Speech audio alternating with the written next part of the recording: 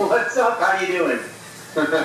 Yeah, good to see you. Good to see you again. It's been so long. It's been so long. Hours. You guys are like. I'm still in San Antonio right now, and I've been on a crazy flight delay, but I'm excited to get over to the Philippines. Actually, been watching endless videos of the incredible landscape and the water and the boats and the fish and the food. I'm like, I can't wait. I can't wait to meet you all and sing for you all and catch the Pokemon love that's there. I have been following some of the Philippine Pokemon Instagram accounts, and there's a DJ that I know who's a Pokemon fan who reached out to me years and years ago, and hopefully he's going to show up, and I'm going to meet him finally. So I've just been hearing about the Pokemon scene in the Philippines for many years now. So it's a long time coming for me to get there and meet everyone.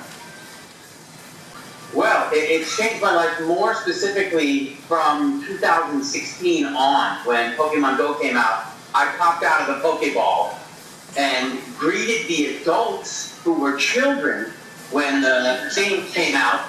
And sorry about that. I basically, the children, I'm gonna have to wait for them.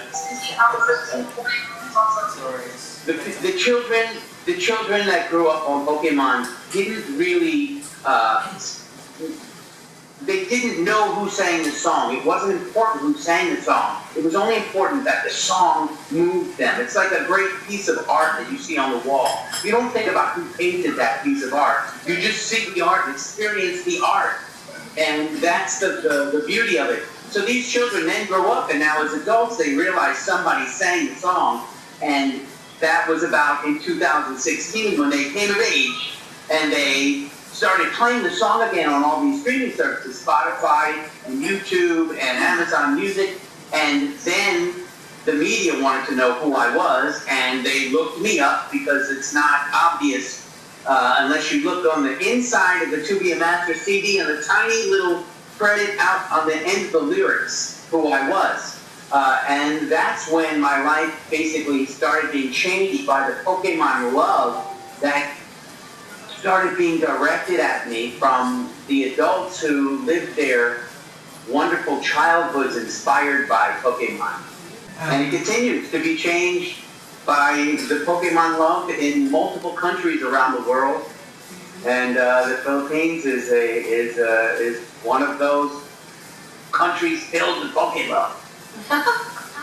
Another question. I thought that the Netherlands was the Pokemon capital of the world, but I think it might be the Philippines. Well, the Netherlands has a top 2,000 songs of all time, and the Pokemon theme song gets voted into the top 200 songs of all time. It's like Sting, Elton John, Jason Page, Queen, Rod Stewart, all the greatest musicians in history are right there surrounding the Pokemon theme song.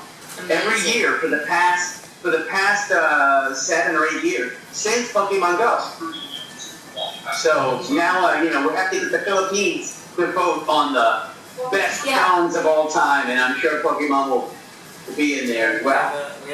I do everything as full out as I can. I am going for the home run, the grand slam, the touchdown in every session, in every event, in every experience. So I anticipate being the very best that I can be. To be the very best in every situation, and then the rest is up to fate, chance, but I've done my work.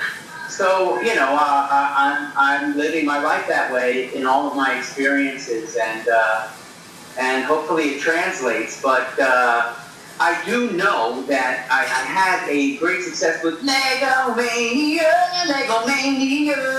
That was in 1995 to 2000, one of the biggest jingles that had been put on a dozen Lego commercials and did really well. So I knew that my voice could lend itself to the success of a brand.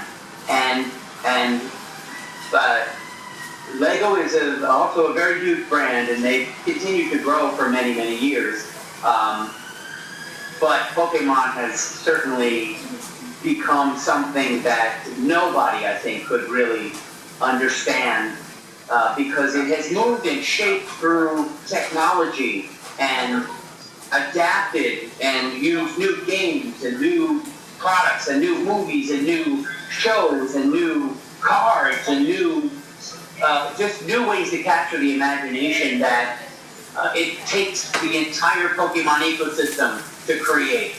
So we're all doing our very best, like no one ever could, to make this ecosystem this big, as has Kirk and Veronica in her incredible outreach to millions of people all around the world for decades now.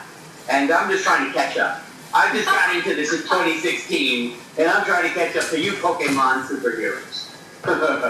Well, yeah. In this past show, I just did a little medley of a few of the artists that have passed that I've worked with. One of them was Georgia, the whole day through, the great Ray Charles, and gonna make a change in my life.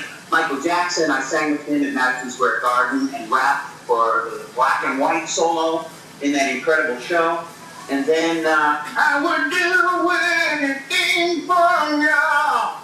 I'm singing really loud. Singing loud at the airport.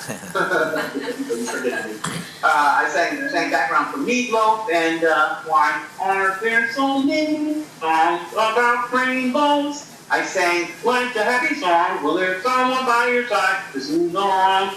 In the Muppet movie, I sang in the Annie movie, I sang in Sausage Party. I sang for Foreigner backgrounds. I sang for the Scorpions, the great rock band backgrounds. On the Art of McCartney, I backed dozens of artists, including Smokey Robinson, Kiss, Def Leppard, Alice Cooper. I've been on tour with Enrique Iglesias and Olita Adams, and I've been in numbers of shows, Godspell, Music Credit Superstar, Hair, and I've done Rent at the Hollywood Bowl, and have been the voice of many jingles. Subway, eat fresh. The wheel to Bounty, I don't know if you guys have Bounty over there. And quite a few other notable brands like Coca-Cola and Icy in the silhouette of a can. Mountain Dew, time to do the slam tango. The Mountain Dew famous commercial, and the list goes on and on. You can see my greatest brands picture. I'm going to be bringing it with me, and I'm going to put it up somewhere at the event. Maybe we'll have a projection of it, and people can ask me about all of the various things. Phineas and Ferb, SpongeBob, and more. I think the Michael Jackson 30th anniversary concert at Madison Square Garden has to be the most memorable, besides meeting Veronica Taylor the first time. Michael Jackson was so, and you actually have a similar disposition. You're both very sweet and very calm and in control and very connected to the fans, and it was really, and you also kind of have the same type of voice. You both wear gloves. Yeah. You both wear gloves? And you both kind of sound like Ash. Thank you so much. Thanks so much. Matter of fact, a lot of people think that Michael Jackson sang the Pokemon theme song. And put that in the comments in my video. Yes, it's one of the most common comments that. Wow. So that show was absolutely a landmark show for all humans on the planet. It featured all kinds of artists that opened for Michael Walker. He sat in the front row. Whitney Houston, NSYNC, Ray Charles, Liza Minnelli, Usher. All these stars sang his songs to him. The second act was Michael with the Jackson 5 performing all of their incredible hits. And the third act was Michael singing his amazing hits to a screaming audience that screamed for 15 minutes in between each song. The song was 3 minutes, the audience would applaud for 15. The next song was 3 minutes, the audience would applaud for 15. And I sing backgrounds for all three of these acts and rap the black and white with him as well. So it was just, I can't even describe the energy in the room. Nothing like it has ever been since, and probably will never be until we perform the Pokemon theme song in the Philippines.